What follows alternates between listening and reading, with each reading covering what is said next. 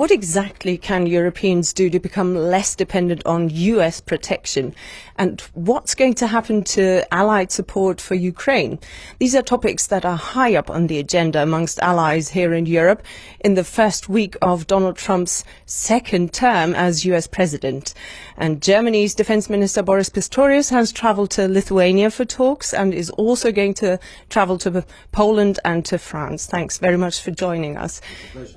So, your visit here to Lithuania in this first week of Donald Trump's second term, how much are you also sending a sign to Donald Trump, look, you may not think that we're spending enough on defence, but we are active. Is this the new German strategy? It is a German strategy, but it's not a new one. Since I've came in office in January 23, I tried to make quite clear every day that we should not look only to the White House and who is going to be the next president, but to do our own homework. I mean, one thing is quite clear. NATO is the backbone, the one backbone of European security, Europe's security. And for that, it's in our interest and in our responsibility as Europeans to resolutely strengthen this backbone with capabilities, with forces, with ideas and leadership and money, of course. So what we are talking about is to underline every day that we have a responsibility and that we have a bigger responsibility for Europe's security than ever before, regardless what the agenda is of Donald Trump and the White House and the new administration. We have to take more responsibility. And one part of doing that is my decision from summer 23 to deploy permanently a brigade to Lithuania. And this is already my 7th visit here in Lithuania. No other country I have been visited more. And I'm here to show that we are on track, that the roadmap will be fulfilled in the time we agreed upon for 2027, the end of 2027. We will be here with a brigade, condition based on the infrastructure which will be provided.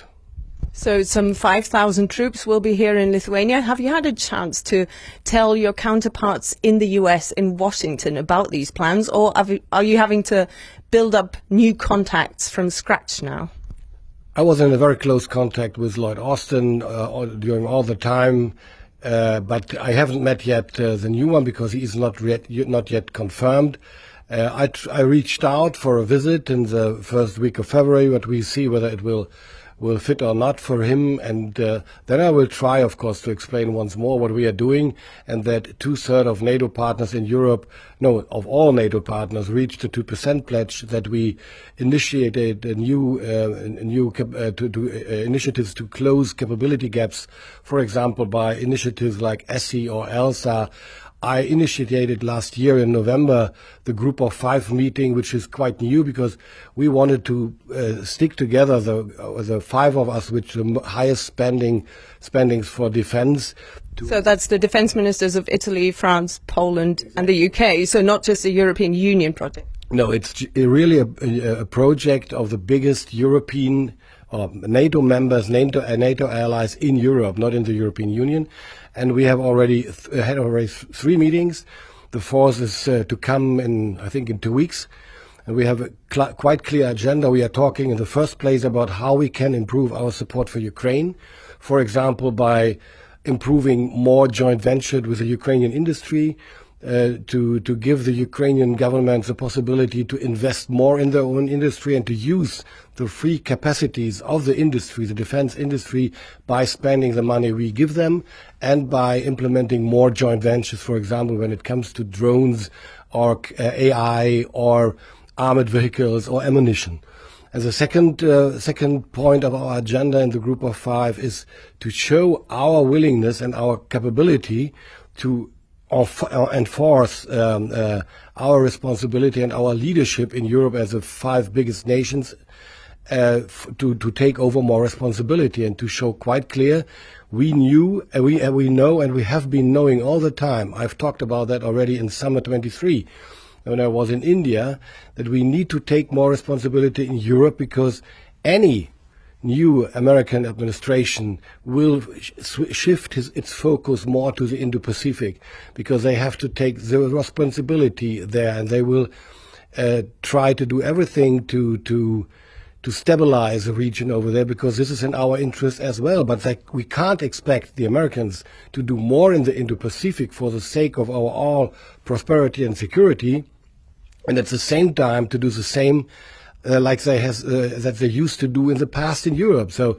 we have to jump in that gap, and this is our task. But how worried are you, Minister, about the future of NATO?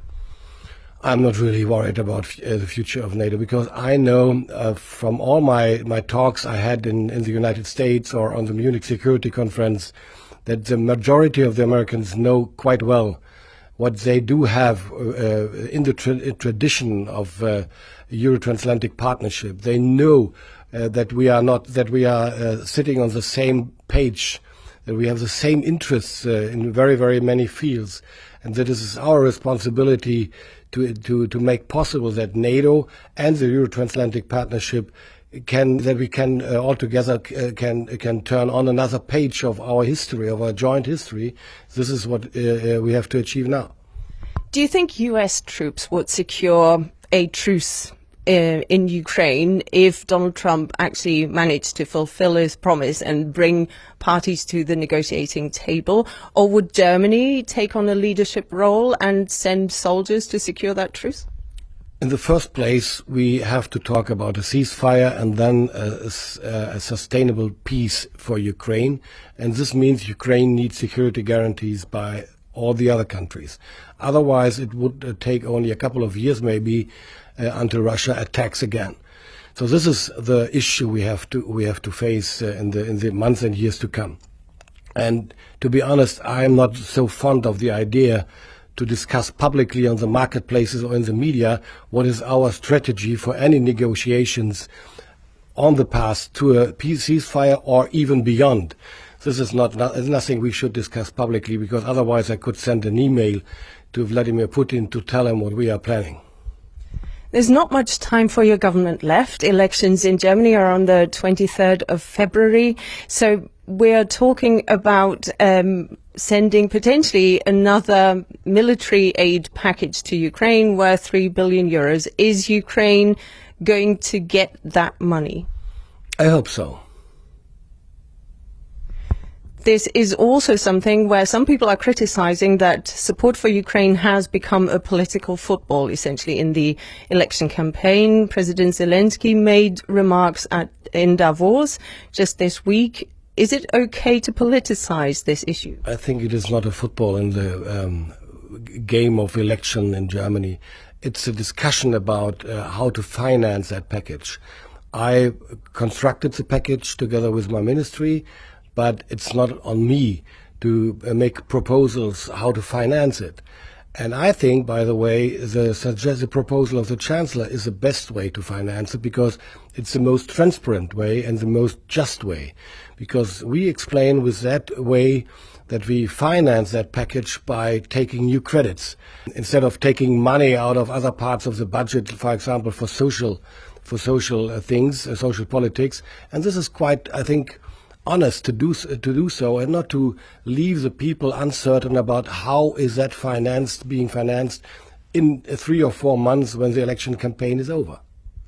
Are you aware of the big mountain that your party has to climb as well when it comes to the criticism from the Trump world?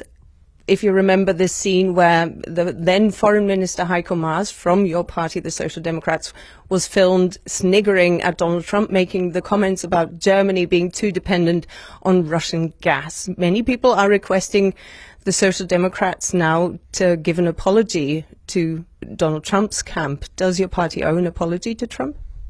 I don't think so. I mean, the time has changed a lot.